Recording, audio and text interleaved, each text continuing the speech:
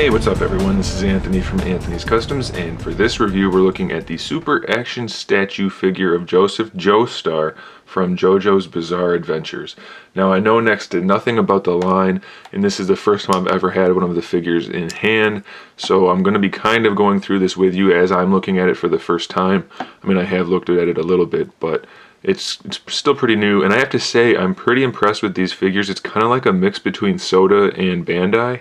It's got a very kind of organic feel to it, like the Soda figures in the sculpting and the paintwork and the design, but it's got all of the articulation like Bandai. So it's kind of an interesting blend, I think, of the two figures.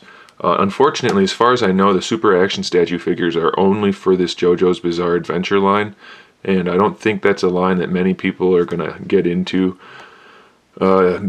Primarily just because of the style. Most of the characters are pretty strange and not very kind of they're not really cookie cutter characters by any means. So if you're not already into the line, it's probably going to be hard to get into it. I got this figure to use as a custom base, so that's why I have it, and I'm not going to tell you what I'm making out of it, but you'll see soon enough. So he stands almost exactly 6.5 inches tall. So as you can see, he's got kind of anime proportions, rather long legs, kind of longer limbs in general, and a skinny torso and smaller head. But he's pretty good scale, and the customer thought he'd be perfect, and I agree, for what we're making, so that's what we have him for. Now, he's got a ton of accessories, interchangeable parts, and a stand and everything, so it's going to take a minute to go through it all. But before we do that, I want to show you that he comes with a little instruction booklet, as a lot of figures do, but this one tells you pretty much all of the articulation. And of course it goes on to talk about the accessories and stuff. But I think it's pretty cool that it shows you, see there's the other parts, but that it shows you the articulation. I think that's a nice touch. So I'm pretty happy to have that. Not that I need it, but I think it's cool. Alright, so he comes with a little display stand just like the Bandai figures. A little bit of frosted clear plastic down here. It has the logo for the anime there, at least I think that's what that is. And then generally just then it has a stand for the figure, the upright part that's generally the same as the Bandai. It's got the 3 hinges and the peg. It's not exactly the same. I don't think they're interchangeable as far as the parts go, but it's effectively the same. It just pegs into his back right there. So that's pretty cool. He has an alternate head, so he has this head here, which is sculpted and painted really well. The hair is really nicely sculpted. Really cool. Then the alternate head has kind of like a wrap thing around and an open mouth.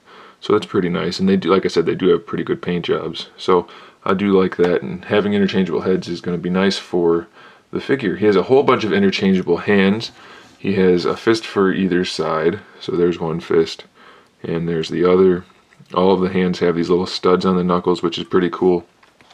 So his 2 fists, he has a pointing finger right there. Then he has an open palm like a karate chop or a salute. Not exactly the same, but pretty much for either hand. Then he has these semi-open hands. Nicely sculpted. All of the fingers are individually sculpted on the open hand, so that's cool. He has this one, which is primarily just for a secondary hand for holding his accessories, you know, like that type of thing. So that's pretty cool. Then he has a trigger hand, which is for using the crossbow, which I'll show that to you in a minute. So he has that, and then he has and then he has one closed hand for holding like the hammer handle. So that's pretty cool. So he has a whole bunch of hands. Let's see how many in total. 2, 4, 6, 8, 10 hands in total, 2 heads, and now let's look at the accessories. First off, he has this hammer. We'll zoom out a little bit. It's really cool looking. It's nicely sculpted. Even the wood texturing in there is painted. So it's a really nice accessory. Very cool. He has this crossbow, which has tons of detail on it. The sculpt and the paintwork is really, really good. And a really cool thing about this is you can take it apart at the front. So this part comes off altogether, and you can put this piece on, which has, it's not really a crossbow, I guess. I mean, well, maybe it is. But either way, it has this piece, which has the loaded ball in there that he would shoot. So that's pretty cool. It doesn't actually function, but having the interchangeable parts is always a nice touch. And even the strings on there are shaded. So it's a really nice looking accessory. And then lastly, he has these bolas. At least I think that's what they are. And they're detailed really well, sculpted well. They both have a J on them. kind of looks like a T, a cursive T, but it's a J, I'm assuming. So that's cool. And the cool thing about these is that little loop on there, it fits over his fingers. So you can pose him like he's holding it like this or something, like he's getting ready to throw it, or like he's taunting somebody, I don't know, whatever. But you can put that over his fingers. So that's pretty cool. It's a nice little accessory. So that covers it as far as the accessories go. We have 3 weapons. One of the weapons has interchangeable parts, 10 hands, 2 heads. Oh, and he does have this scarf, which comes off. So that's a nice touch. If you don't want the scarf, you can take it off, but it does leave some peg holes behind. But still, the scarf is sculpted and painted really well, so that's up to you. I would probably just leave it on. So that's what we're going to do. Alright, let's put the head back on. Well, before we do that, let's go over the articulation. The neck has a hinge right here, or a pivot for the head. The head just connects to that little ball peg. Then the neck itself is on a ball peg, so tons of articulation there. They sculpted the scarf so that the hair could go down behind it. It does get in the way a little bit, but still pretty good articulation. The shoulders have a butterfly joint that is ratcheted, although on this side it's a little loose, but it's still effective. It's not too loose. So butterfly joint with the ball hinge in the shoulder, full rotation, bicep swivel. Then it has a double hinged elbow, which has 2 ball hinges in it that are connected, so it swivels in the bicep and in the forearm, but there's actually 2 hinges in there which allow for him to articulate a little bit more. And then it has the elbow on there, which is pretty cool. It hides the joint from the back, and it just looks a little bit better when you have it posed, so that's pretty cool. Then he also has a ball hinge in the wrist, which is similar to the Play Arts hinge, where it's a peg in either side, and then it's just a hinge like this. Right now it's frozen, so it's not going to swivel at the forearm part, but it does swivel at the hand part. So it's effectively the same as the Play Arts or most of the Figure Arts figures. The torso has a ball peg in here, so huge range of motion for the upper torso. Really good ab crunch, side to side, swivel, everything you want. Same thing in the lower torso, just like a Play Arts figure. So he's got a huge range of motion, which is really cool. The hips have a standard ball peg right there.